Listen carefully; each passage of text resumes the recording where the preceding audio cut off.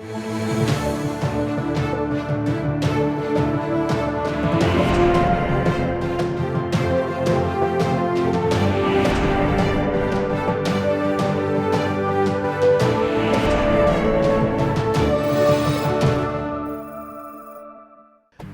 crise política e econômica do Brasil tem um novo episódio a cada dia. Opositores ao governo Dilma defendem que há motivos para o impeachment da presidente. Quem tem o poder nas mãos para dar o pontapé inicial nesse processo é o presidente da Câmara, Eduardo Cunha. O PMDB está investigado pelo Supremo Tribunal Federal e enfrenta uma série de acusações relacionadas ao esquema de corrupção que vem sendo desvendado pela Operação Lava Jato. No melhor estilo, uma mão lava a outra, os jogos de interesses nunca estiveram tão evidentes. Para discutir o assunto, o Câmara Debate recebe o cientista político José Artigas. Ele é doutor em Ciências Políticas pela USP, professor da Universidade Federal da Paraíba e pesquisador do CNPq. Nosso convidado também vem comentar o atual cenário político da Paraíba e as possíveis mudanças até as próximas eleições.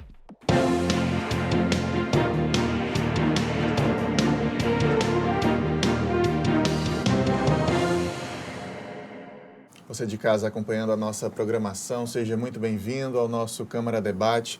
Professor Artigas, bem-vindo mais uma vez à TV Câmara, muito bom recebê-lo aqui. Obrigado, Léo. Obrigado aos telespectadores. É sempre um prazer contribuir com a TV Câmara. Vamos começar falando de impeachment. Não se fala de outra coisa todo dia no noticiário. O senhor esteve meses atrás aqui, quando essa pauta surgiu, já nas manifestações de rua, pessoas falando nisso, e nos explicou na ocasião que não havia motivos para existir uma abertura de processo de impeachment. Hoje isso mudou? Há motivos que levassem à abertura desse processo? Não, continua não havendo motivos. Apesar da votação do parecer do Tribunal de Contas da União ser alegado como uma justificativa pela oposição a Dilma Rousseff para uma possível abertura de um processo de impeachment, associando essa possível rejeição das contas de 2014 a um crime de responsabilidade, essa é uma incorreção jurídica formal, porque, inclusive, vários membros do Supremo Tribunal Federal já declararam publicamente que as supostas pedaladas fiscais não são motivo suficiente para qualificá-los como crime de responsabilidade. Portanto, não daria embasamento jurídico formal para a abertura de um processo de impeachment. Que elas são o que exatamente, professor? A gente escuta todo dia também no noticiário essa expressão, pedaladas fiscais. Vamos lá, eu vou tentar ser didático, especialmente para os telespectadores, porque essas questões fiscais são um pouco complexas. Mas imagine vocês, telespectadores, que ao final do ano vocês precisam fazer as compras de Natal e o dinheiro acabou. O que vocês fazem para não fechar o ano no vermelho? Joga no cartão de crédito e você paga as contas de dezembro em janeiro. Paga sem juros, se pagar na data certa. O governo também fez isso. Então, ao fechar o ano fiscal, ele jogou alguns recursos para serem pagos para os programas sociais para o ano seguinte, negociando aí com a Caixa Econômica Federal. A questão é que a negociação com a Caixa Econômica Federal é uma negociação que o governo pode pagar ou a Caixa pode pagar, porque a Caixa Econômica Federal, enquanto está com os recursos do Tesouro em suas mãos, ela oferta crédito para outras pessoas. E, às vezes, ela não tem caixa para pagar imediatamente os créditos do governo. O que acontece? A Caixa paga juros para o governo em caso de atraso dos pagamentos do Tesouro Nacional. O que aconteceu em 2014 foi exatamente isso, ou seja, a Caixa Econômica Federal acabou pagando juros para o Tesouro Nacional. Portanto, não houve perda de recursos do erário, não houve perda para a sociedade. Ao contrário, houve até ganho para a sociedade. Entretanto, a Lei de Responsabilidade Fiscal, ela define um prazo para a definição dos gastos do governo, que é o prazo do ano fiscal. Então, ele vai até o fim do ano. Então, tecnicamente, não poderia ser jogada parte dos gastos do ano de 2014 para serem pagos em 2015. Mas isso é apenas um detalhe fiscal, isso não qualifica crime de responsabilidade e nem crime comum.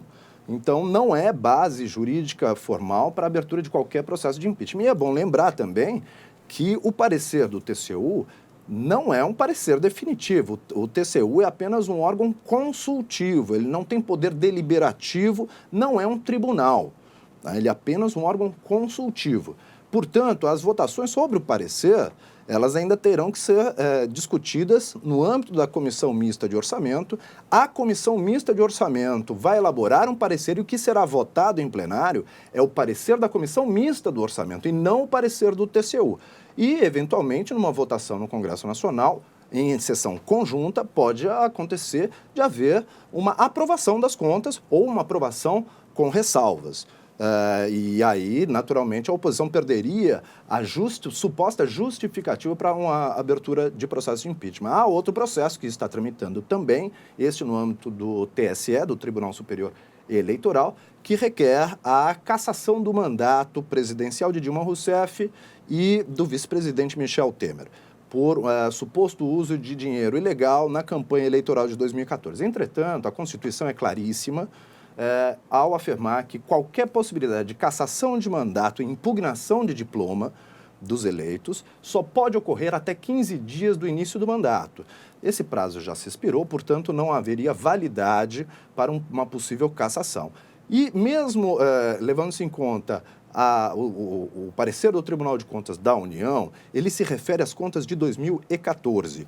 E a Constituição também é claríssima ao dizer que um processo de impeachment só pode ser embasado com fatos jurídicos ocorridos no transcurso do mandato. Portanto, os fatos transcorridos deveriam ter ocorrido a partir de 1º de janeiro de 2015. E não há nenhuma comprovação acerca de possíveis falhas fiscais a partir de 2015. A oposição está tentando encontrar algum subterfúgio, algum meio para justificar esse pedido de impeachment protocolado pelo Hélio Bicudo.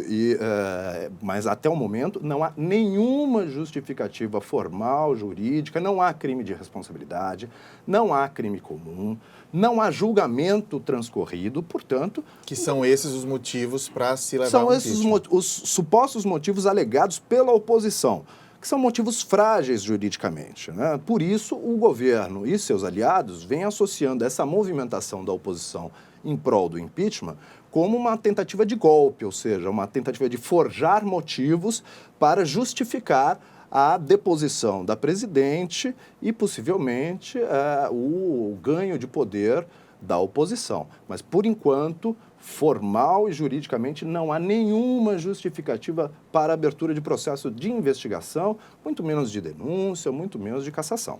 Há como fazer alguma comparação do que levou ao impeachment do ex-presidente Collor? Claro que há algumas semelhanças. Poderemos ver uma semelhança bastante significativa, e não só em relação ao impeachment do presidente Collor. Eu iria até mais para trás. Em 1954, quando Getúlio Vargas se suicidou, o fez porque havia perdido a capacidade de governabilidade, porque não tinha base parlamentar de sustentação do seu governo. Em 1961, Jânio Quadros renunciou porque não tinha base parlamentar de sustentação do seu governo, não tinha capacidade de governabilidade. Em 1964, João Goulart foi cassado pelo golpe militar de 64, também porque não tinha uma base parlamentar sólida no Congresso Nacional que desse amparo ao seu governo.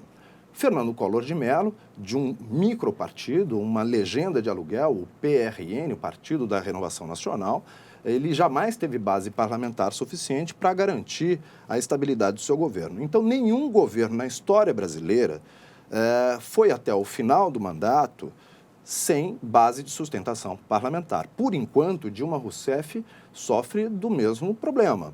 Não há base parlamentar sólida, a base está esfacelada, depende em grande medida da aliança com o PMDB, e o PMDB não vem votando de forma unívoca a favor do governo. Então, essa recente reforma ministerial procurou exatamente suprir essa demanda fundamental para a governabilidade, que é o apoio da base PMDBista no Congresso Nacional. Se essa mudança ministerial, e agora começam a ser feitas também as indicações para cargos de segundo escalão e terceiro escalão, se essas mudanças vão ter impacto em votações positivas para o governo no Congresso Nacional, nós temos que aguardar, porque, por enquanto, nenhuma votação polêmica foi colocada em jogo. Inclusive, até a votação dos vetos presidenciais, ninguém pode ter certeza se, de fato, a reforma ministerial vai surtir efeito para a recomposição da base parlamentar de apoio a Dilma Rousseff. Se surtir efeito, muito provavelmente a tese do impeachment é completamente demolida. Agora, se não surtir efeito, ela ganha força. Agora, professor, onde é que entra o presidente da Câmara, o Eduardo Cunha? Que poder que ele tem nas mãos nesse momento e como é que ele está usando esse poder para também tentar se defender, né, do possível processo de cassação contra ele? O presidente da Câmara é o único capaz de abrir um processo de investigação que pode derivar, eventualmente, num processo de impeachment, né? Na denúncia, no acolhimento da denúncia, a investigação pelo Senado e, finalmente, a votação para um processo de impedimento da presidente. Portanto, ele tem uma posição privilegiada. Ele é o único que pode inaugurar esse processo. Agora, como dizem a linguagem popular, ele está mais sujo que pau de galinheiro, né? Ele foi citado por 6 delatores na Operação Lava Jato, envolvido em corrupção na Petrobras. E agora, 2 semanas atrás, chegaram os documentos do Ministério Público da Suíça demonstrando, comprovando que ele possuía não apenas uma, mas 6 contas no exterior e ele já havia prestado depoimento na CPI da Petrobras, afirmando que não tinha contas no exterior. Isso, naturalmente, abre possibilidade para a inauguração de um processo de cassação junto à Comissão de Ética da Câmara Federal. Por quê? Não por conta dos crimes, dos possíveis crimes cometidos de corrupção, de evasão fiscal, de lavagem de dinheiro, mas por ter mentido perante uma comissão parlamentar.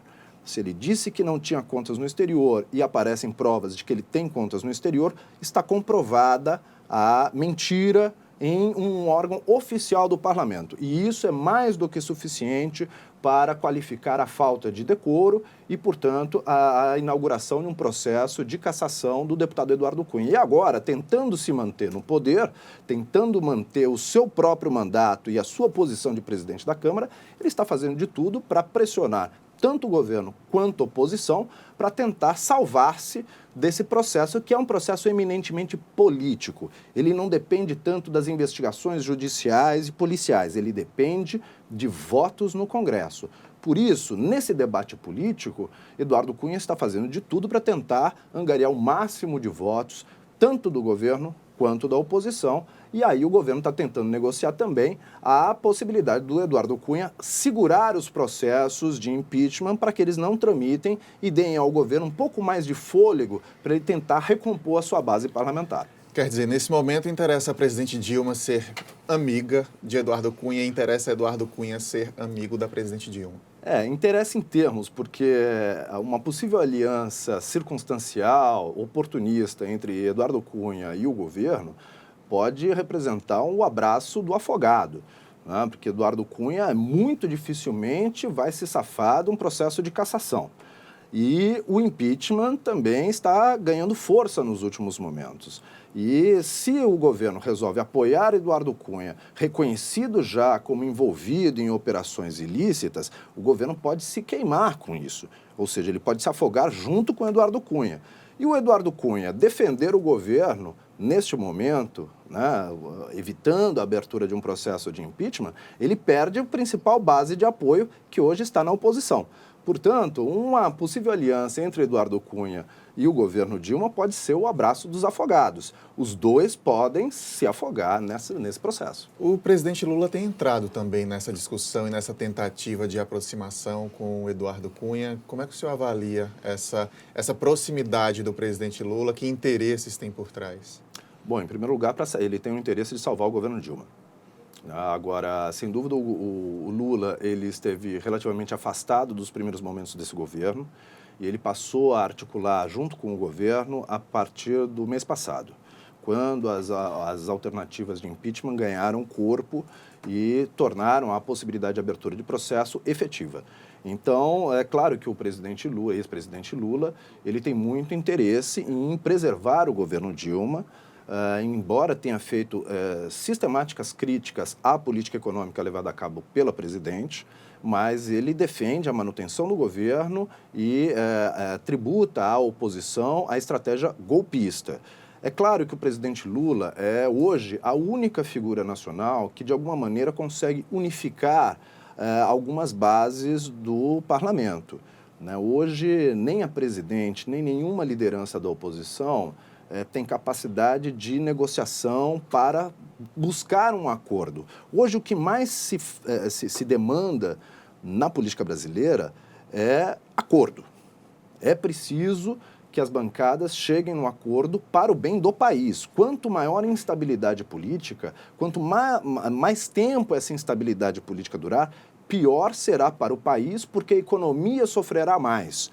Agora nós tivemos uma segunda agência de risco, já decretando uma queda na avaliação do risco, uma ampliação da avaliação de risco do Brasil, uma queda na oportunidade de investimentos para o Brasil. E isso não é reflexo dos indicadores econômicos, isso é reflexo da instabilidade política. Então, quanto mais a crise política durar, mais aprofundada será a crise econômica. Então, é muito importante que alguém ou algumas lideranças promovam essa articulação e cheguem a alguns consensos mínimos para garantir o mínimo de governabilidade para que o país possa superar esse momento de dificuldade econômica. Ok, professor, eu vou chamar um intervalo rápido. Na sequência, a gente volta também fazendo uma atualização do cenário político local aqui da Paraíba. Fica por aí que a gente volta já.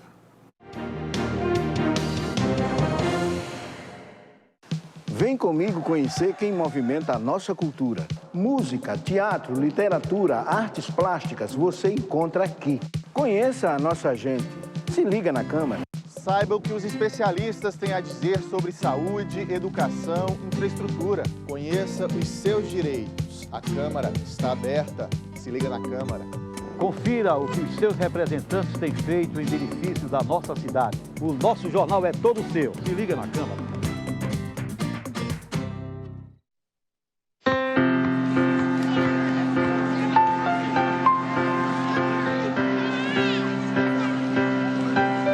O que passa pela Câmara fica para você.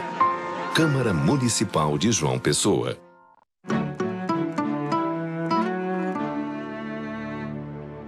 Hoje eu resolvi cantar pra essa cidade que resolveu morar em mim e que me faz bem ver o sol nascer na mão, no mar, na areia, sentir o sanhal a correr na minha veia. Hoje eu resolvi cantar pra todo mundo que faz a cidade girar, acontecer, deixar nascer no coração as coisas boas, ver esse mundo girar em volta da lagoa. Nossa gente é feita de voz e a voz ressoa numa cidade feita de pessoas para as pessoas. Acesse joamaspessoas.com.br. Câmara Municipal de João Pessoa.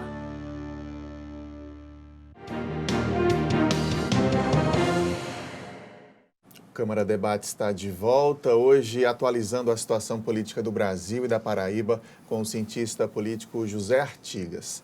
Professor Artigas, deixa eu voltar esse bloco falando de um assunto que é nacional, mas aí a gente traz para o local, que foi a postura do PSB em decidir não demonstrar oposição ao governo Dilma. Isso, ontem à noite a Executiva Nacional do PSB acabou decidindo uma posição de independência em relação ao governo. Havia uma grande possibilidade do PSB ir para a oposição. E isso geraria consequências bastante graves nas articulações entre o governo e algumas lideranças do PSB, entre as quais o governador Ricardo Coutinho. Governador Ricardo Coutinho, que desde o primeiro momento foi um franco defensor da presidente Dilma Rousseff, continua sendo um franco defensor da presidente Dilma Rousseff e um forte crítico das possibilidades de golpe, de impeachment, de cassação. Para ele foi excelente. Para ele foi excelente. Porque se o PSB demonstra que seria oposição, ele ficaria numa situação difícil. Inclusive, alguns líderes do PSB local já diziam que, em caso do PSB decretar a ida para a oposição, Ricardo Coutinho poderia sair do PSB e ir para outro partido, eventualmente para a Rede de Sustentabilidade da Marina Silva. Mas nessa posição do PSB de independência, isso possibilita maiores articulações do governador Ricardo Coutinho, especialmente com vistas agora às eleições de 2016, porque aqui no município houve uma reviravolta política com a saída do prefeito Luciano Cartacho do PT e a migração dele e de um grupo significativo de petistas para o PSD, do deputado Rômulo Gouveia. E isso acabou rearticulando as bancadas e os partidos em função das perspectivas de 2016. Com essa posição nacional do PSB pela independência, o Ricardo Coutinho se aproxima ainda mais do PT, que ficou órfão do prefeito e foi imediatamente para a oposição. O PSB também está migrando para a oposição. Renato Martins, que é o vereador representante do PSB na Câmara Municipal, já vem se declarando claramente de oposição, e essa é a tendência que nós começamos a ver a partir de agora. Uma certa polarização entre os aliados do prefeito no PSD e, muito provavelmente, também do PSDB, do ex-governador Cássio Cunha Lima, que deve se agregar numa grande coligação em torno do nome da reeleição do prefeito, e, por outro lado, os representantes aliados ao governador Ricardo Coutinho. Há duas pré-candidaturas colocadas pelo PSB, possíveis pré-candidaturas da deputada Estalia Isabel Bezerra, que foi a candidata na eleição passada. Não passada. Foi ao segundo turno por menos de 1.000 votos. Por muito pouco. Em relação a Cícero Lucena. Exato. E há ainda a possibilidade de haver uma outra candidatura do secretário do Ricardo Coutinho. Isso está ainda em negociação, né? Mas há a possibilidade real de haver uma polarização nessa eleição. Claro que há outros pré-candidatos já lançados, como, por exemplo, o do deputado Manuel Júnior, do PMDB, que é um nome forte, de um partido forte. Entretanto, ele não consegue apoio nem dentro do seu próprio partido, embora comande a executiva municipal do PMDB. Mas ainda falta o apoio fundamental de Veneziano Vital do Rego e em Campina Grande, porque certamente uma coligação eleitoral em Campina Grande que dê amparo à eleição de Veneziano Vital do PMDB condicionaria também uma coligação aqui em João Pessoa. E o que se vislumbra hoje é uma possível coligação do PMDB com o PSB de Ricardo Coutinho e com o PT. E isso se replicaria também aqui em João Pessoa, com o candidato do PSB como cabeça de chapa, enquanto em Campina Grande seria o candidato do PMDB. Então, essas mudanças que aconteceram a partir da migração do prefeito Luciano Cartacho acabaram empurrando o PMDB para os braços do governador Ricardo Coutinho. Então, vai ser muito difícil o deputado Manuel Júnior conseguir efetivamente lançar a sua candidatura, e se conseguir lançar, vai ser muito difícil ele montar uma coligação que dê amparo a uma candidatura competitiva. Há outros pré-candidatos também lançados. Por exemplo, o principal vereador da oposição, líder da oposição na Câmara Municipal, o vereador Raoni Mendes, que migrou do PDT para o PTB, do ex-senador Wilson Santiago, e agora se coloca como possível alternativa do PTB para o lançamento de candidatura no ano que vem. Entretanto, ele ainda tem que limpar a área, uma vez que o Wilson Filho, o deputado federal, filho de Wilson Santiago, também vem se colocando como possível pré-candidato à Prefeitura de João Pessoa para o ano que vem. Então, há uma certa disputa interna dentro do PTB que pode acabar por definir uma outra candidatura. Agora, se essa outra candidatura será efetivamente competitiva ou não, a gente tem que aguardar um pouco para avaliar. Agora, certamente as candidaturas mais competitivas serão aquelas dos dois campos principais que estão se coligando, que é o campo articulado em torno do governador Ricardo Coutinho do PSB e o campo articulado em torno do ex-governador Cássio Cunha Lima e do prefeito Luciano Cartacho. Que estavam juntos em situações passadas, né? O rompimento que a gente observou semanas atrás do prefeito Luciano Cartacho com o governador Ricardo Coutinho já era algo completamente esperado, professor. Quando eles fizeram essa aliança, já soava como todos contra Cássio, quando resolver isso, cada um segue seu caminho. Sim, inclusive eu, em vários momentos, desde as eleições eu já vinha dizendo, no dia seguinte das eleições eu já vinha dizendo que essa era uma coligação circunstancial, era uma coligação eleitoral.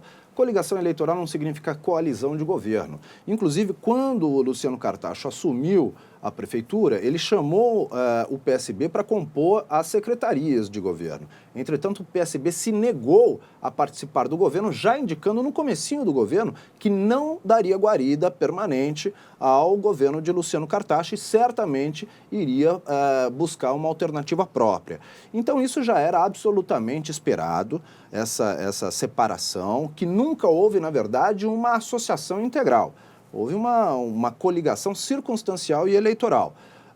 E já era esperado, então, esse distanciamento entre Cartacho e Ricardo Coutinho. Agora, certamente, a mudança de Cartacho para o PSD aprofundou grandemente essa oposição que já vinha se prenunciando momentos antes. E é estratégica essa mudança para o PSD especificamente, de estar mais próximo de Rômulo Gouveia, que acabou voltando à proximidade com Cássio Cunha Lima? Foi de fato pensado essa escolha do PSD?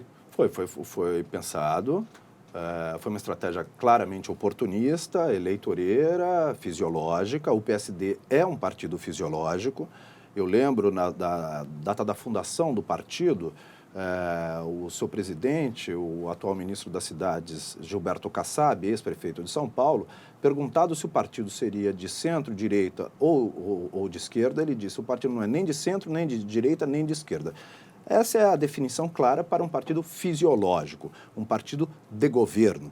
Independente de qual seja o governo, ele procurará fazer negociações. Então, é claro que o PSD tem maior capacidade de trazer o grupo Cunha Lima para próximo de Luciano Cartacho. E Luciano Cartacho, no PSD, ele se livra do ônus que hoje é estar no PT, que é o alvo principal das críticas de toda a imprensa brasileira. A presidente Dilma Rousseff vem sendo enxovalhada diariamente na mídia e também está com uma baixíssima popularidade, e isso certamente atingiria qualquer candidatura do PT. Então, por um lado, Luciano Cartacho se livra do ônus do PT nesse momento, numa estratégia oportunista, e acaba favorecendo essa bipolarização. De um lado, o grupo Cunha Lima apoiando Cartacho, do outro lado, Ricardo Coutinho. Agora, há um risco nisso também, porque Luciano Cartacho foi eleito com a base petista, com a militância petista, com o tempo de televisão do PT, que é o maior tempo de todos os partidos, com o maior fundo partidário de todos os partidos. Quer dizer, ele foi eleito com dinheiro, com tempo de televisão, com estrutura partidária e com militância do PT. O PSD não tem nada disso. É a quinta bancada no Congresso Nacional, não tem muito tempo de televisão, não tem grande fundo partidário, não tem militância organizada e não tem diretórios espalhados pela cidade. Então, há uma possibilidade de haver também um ônus nessa migração do PT para o PSD. Muitos eleitores de Cartacho, petistas ou não petistas, viram com maus olhos essa migração, porque não foi uma migração para o campo progressista, tal qual do PT. Foi uma migração para um campo conservador. E isso pegou muito mal junto à militância progressista. E isso pode causar problemas para o prefeito Luciano Cartacho nesse intento de reeleição. A gente segue acompanhando que todo dia tem uma novidade no cenário político. Ultimamente, as novidades são realmente muito rápidas, né? O cenário tem mudado, a cada semana é um cenário diferente. Professor Artigas, a gente já precisa encerrar. Muito obrigado por ter vindo mais uma vez para o nosso debate, atualizar as informações, portas sempre abertas aqui. Eu que agradeço, Lael, eu agradeço todos os telespectadores e a TV Câmara. Muito obrigado mesmo. O Câmara Debate desta semana termina agora, mas pela internet estamos sempre em contato com você. O endereço da nossa página no Facebook e do nosso canal no YouTube é TV Câmara JP. Muito obrigado pela companhia em mais esta semana e a gente se vê na próxima. Tchau!